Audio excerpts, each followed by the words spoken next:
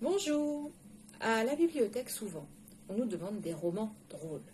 Alors, c'est pas évident d'en trouver parce que souvent, les romans sont franchement pas très drôles. Alors, moi, je vous en ai décoté quelques-uns. Je vais vous en présenter 4 aujourd'hui qui vous feront sûrement sourire, voire même rire aux éclats. Le premier, c'est celui-ci. Il s'appelle Dans la vive des veuves intrépides de James Cannon.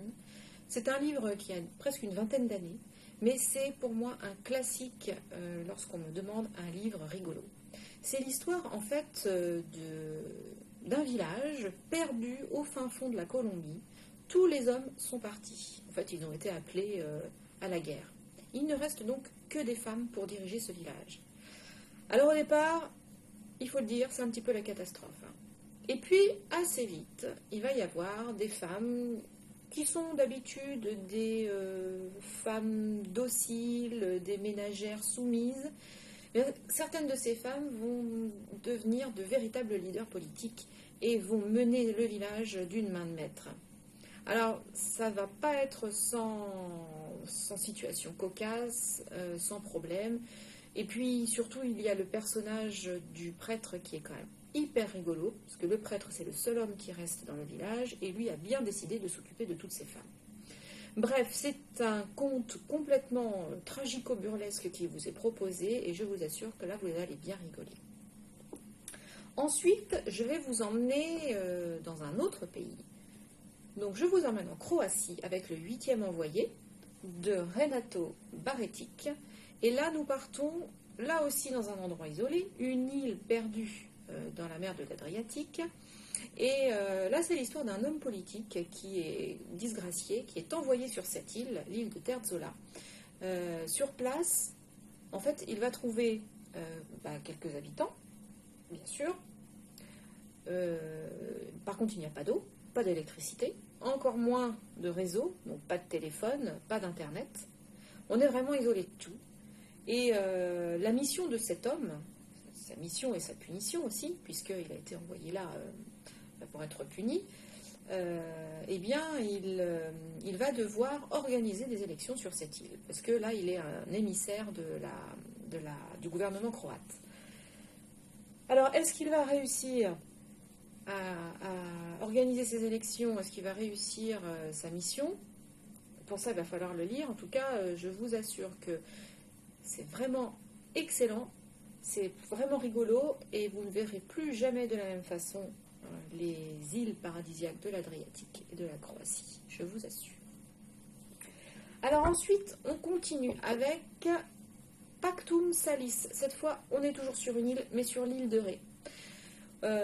Nous sommes avec un jeune homme, un paludier, sur l'île de Ré. C'est quelqu'un d'assez bougon, plutôt solitaire, il vit un petit peu comme un ermite. Le problème, c'est que l'île de Ré, comme vous le savez, est très touristique, et à un moment donné, il faut se confronter à la population et aux touristes.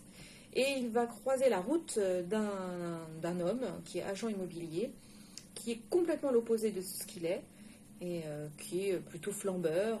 Il aime bien, par exemple, garer sa Porsche devant la boîte de nuit du coin. Voilà, c'est la rencontre de ces deux personnages-là qui est excellente. Tous les opposent, mais il va se passer des choses entre eux complètement inattendues et absolument burlesques. Donc c'est très rigolo, et c'est écrit en plus d'une manière très fine, et ça vaut vraiment le coup. C'est un livre de Olivier Bourdeau. Et je terminerai avec une petite enquête policière. Donc là, le livre s'appelle Prenez soin du chien de JMR. Alors là, nous sommes dans un immeuble en ville, je pense en France. Max Corneloup s'installe en fait dans cet immeuble. Il fait la connaissance de ses voisins de palier, ceux du dessus, ceux du dessous, bref. Tout a l'air de bien se passer dans cet immeuble.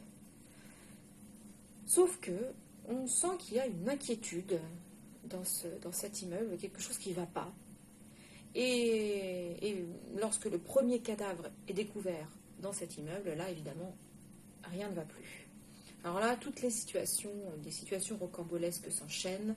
On a des personnages hauts en couleur dont on fait la connaissance, comme l'artiste L'artiste s'appelle Eugène Fluche, par exemple, qui est excellent, ou encore la concierge qui n'a pas sa langue dans sa poche, bien évidemment. Et puis il va y avoir donc le commissaire Tanneuse qui va mener l'enquête d'une main de maître. Voilà, ça c'est une intrigue qui est vraiment sympa, et là aussi on rigole bien. Voilà, j'espère que je vous ai donné envie de lire ces petits livres qui vont vous détendre et puis vous faire rigoler, je pense. Voilà, à très bientôt.